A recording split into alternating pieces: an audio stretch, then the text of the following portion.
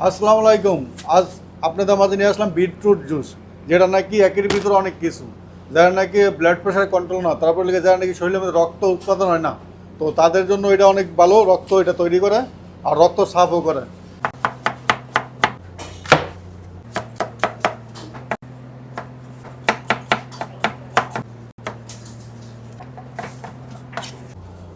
beetroot, apple, গাজর, মাল্টা, আদা, মধু, পানি,